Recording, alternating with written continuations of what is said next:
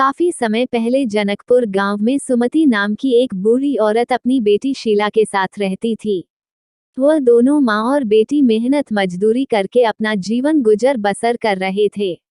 सुमति अपनी बेटी को लेकर हमेशा परेशान रहती थी क्योंकि उसकी बेटी अब विवाह योग्य हो गई थी और वह घर में अकेली थी। धीरे धीरे समय बीतते जा रहा था और अब शीला शादी के लिए अधिक योग्य हो गई थी। एक दिन दोनों माँ बेटी किसी काम से बाजार जा रही थी। कुछ दूर चलने पर शीला बहुत थक जाती है और वह अपनी माँ से बोलती है, माँ मैं बहुत थक गई हूँ, थोड़ा रुककर आराम कर लो। इस पर सुमति बोलती है, बेटी थोड़ा और चलो, हम लोग बाजार पहुँचने ही वाले हैं। थोड़ा रुकने के बाद दोनों फिर से चलना शुरू कर देते हैं। इधर भोला भी किसी काम से बाजार जा रहा था। भोला बचपन से ही काफी चतुर, चालाक और शरारती बच्चा था। अभी भोला की शादी नहीं हुई थी।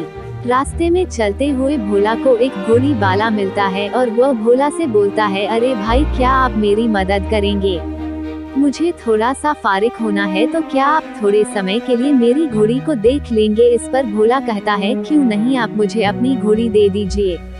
तब आदमी भोला से पूछता है, वैसे भाई आपका नाम क्या है? तो भोला उसे बताता है कि मेरा नाम घोड़ी वाला है।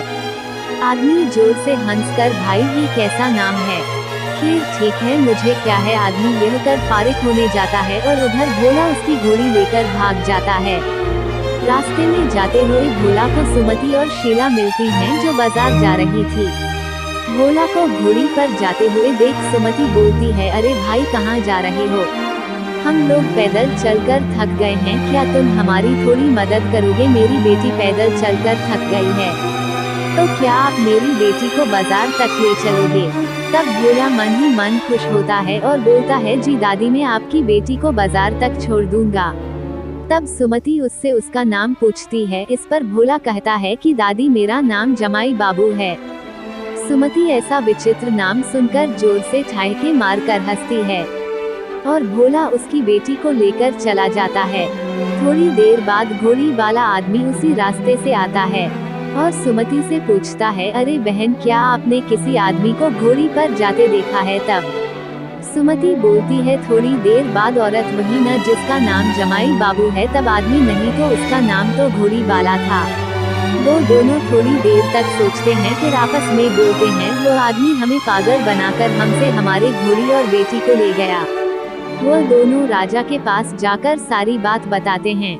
राजा का मंत्री पहले आदमी से पूछता है, तुम्हारे साथ क्या हुआ? तो वह आदमी कहता है, महाराज घोड़ी वाला मेरी घोड़ी ले गया। आदमी की बात सुनकर सभी लोग जोर जोर से हंसते हैं और बोलते हैं, अरे भाई घोड़ी वाला घोड़ी नहीं ले जाएगा तो कौन ले जाएगा, पागल कहीं का। अब सुमति की बारी आई तो उसने बताया कि महाराज जमाई बाबू मेरी बेटी को ले गया। इस पर तो महाराज बहुत गुस्सा भी करते हैं और हंसकर बोलते हैं, तुम दोनों क्या पागल हो गए हो? एक बोलता है घोड़ी वाला घोड़ी ले गया और दूसरा बोलता है जमाई बाबू बेटी ले गया।